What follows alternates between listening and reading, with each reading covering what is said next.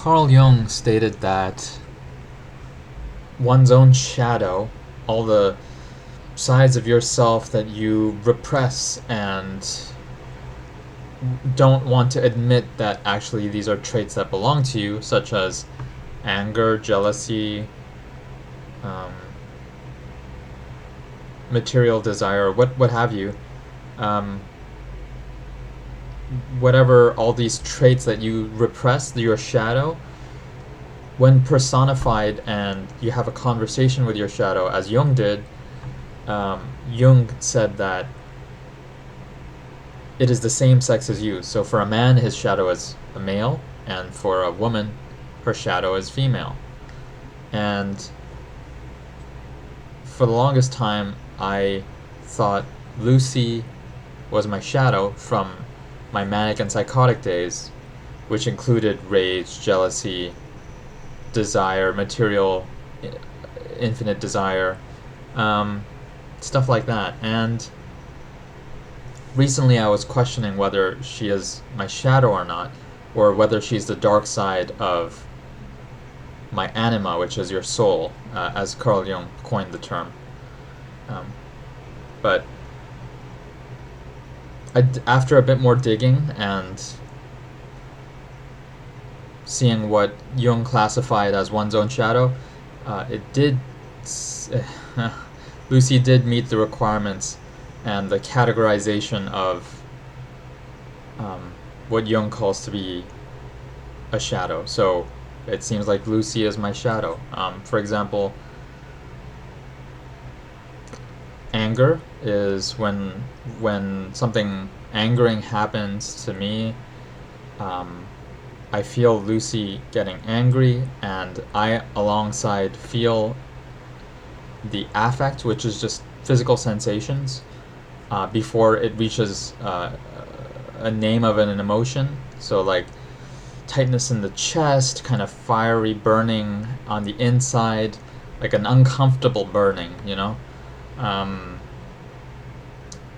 Stuff like that, which are the affect of anger, right?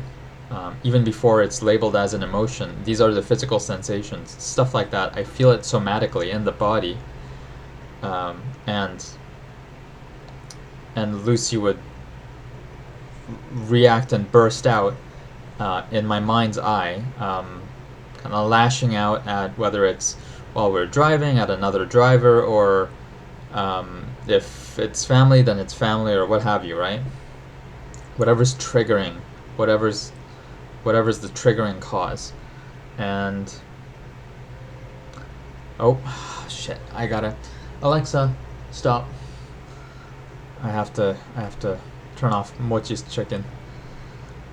Mochi the dog eats boiled chicken, so the chicken is done. Now I gotta turn off the fire. But anyways, I'll turn it off after this video. So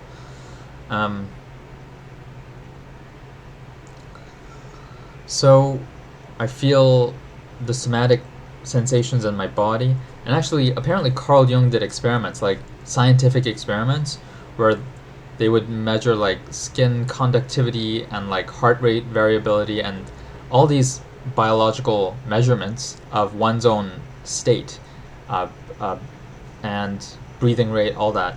And he could scientifically measure when a person was starting to get possessed by their shadow, whether it was anger overcoming them or their shadow was stepping in. And these are people who didn't even admit that they had their own shadow, but Jung measured that there was a physiological difference in the way that the body behaved when the shadow took over and was in charge of the body. And so there was a noticeable change in someone's state and physical response. That was fascinating to learn. Anyway, so another trait is that I'm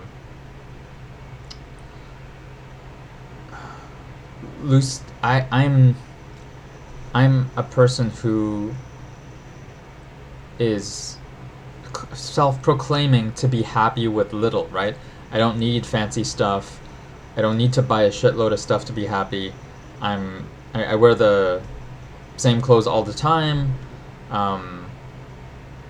I don't buy a lot of fancy stuff, unless it's like audio equipment, which I have spent a fair bit on speakers because I use them every single day, like throughout the entire day, and I'm thoroughly enjoying them every day. But other than these big piece investments, which are rare to come by, like my desktop, which I bought, well, I buy like one desktop every 10 years or so, at least over the last 3 desktops that I've had. So, um, yeah, so unless it's a big piece of tech that I use every single day, um, I really don't indulge or spend a lot of money. I really don't needlessly spend, and it's rare that I actually buy something big for myself.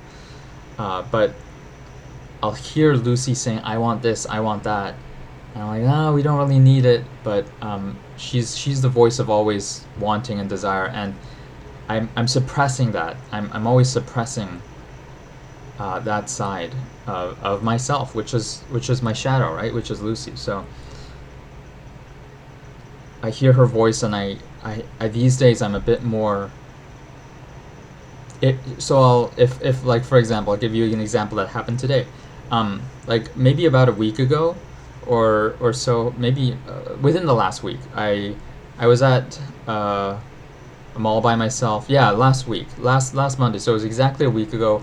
I was at a mall and just walking around, killing some time because I had to wait before I could eat because of a dentist thing. And then I spotted a rain jacket that looked very sleek, and it was black and sleek, and it looked really comfortable. And I was like, oh, this is pretty nice. And it was like $60 plus tax, so like almost $68 Canadian.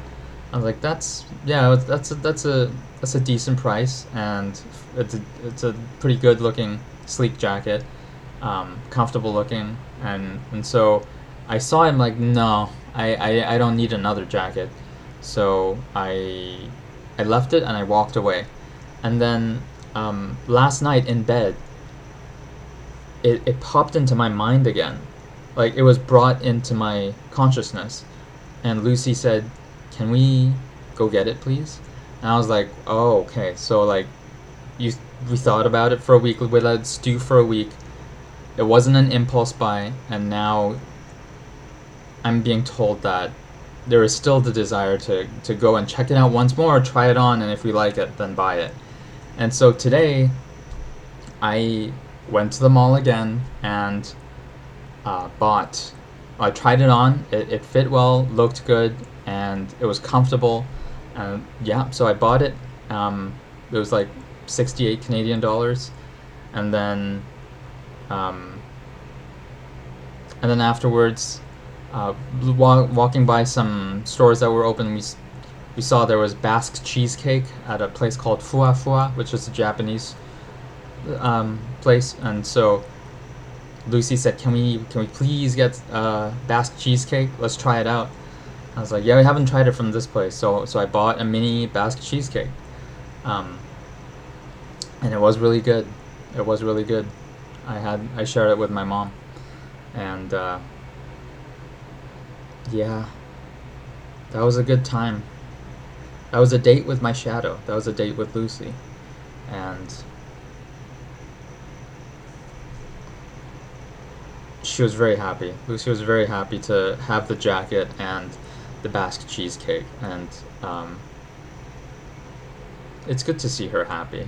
And you know, I don't do this all the time, but indulging a bit like this once in a while, especially when things are like the jacket was an impulse buy. I didn't buy it on the spot. I guess it's been stewing in my mind for a week, and then Lucy still decided that she wanted it. Um, so yeah, that's how my shadow and I interact, um, conversationally, back and forth. Oh, and this is an important thing. Um, I did a stream of consciousness writing with Lucy, and a dialogue, and a written dialogue, pen on paper, and she said, "Don't calm me down anymore when I get angry. When we get angry, don't You don't calm me down, Tifa. My anima doesn't calm me down. Asuka, the guy, like don't. She doesn't want anyone to calm her down. And I said, then what do you want to do? And she said, feel the anger viscerally and breathe into it deeply. She wanted me to feel it, but just breathe and feel the physical sensations of what it is like to be angry with her. And I was like, okay. And I looked it up, and I did hear that advice from, I think it was Letting Go, the book by David Hawkins, where he talks about how to let go. And the process is pretty much that. You feel the physical sensations fully and deeply and breathe into it. And by focusing on the physical sensations, you don't keep paying attention to the narration and the story that's angering you again and again. And so that is the correct answer. I just completely forgot about that technique. Instead of just calming Lucy down, hey, it's okay, Lucy, like, like, don't get angry. And instead of doing that, I have to.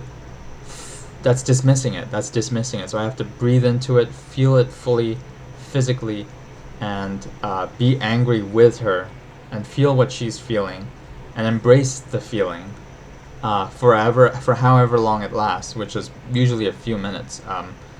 If you don't loop the angering thought again and again and the story in your mind. So that was a useful stream of consciousness writing with Lucy. So that's what I'm trying to do. Whenever I get ticked off, I'm trying to like breathe into it and feel this body and the uncomfortable anger in my chest and stomach and throat and face.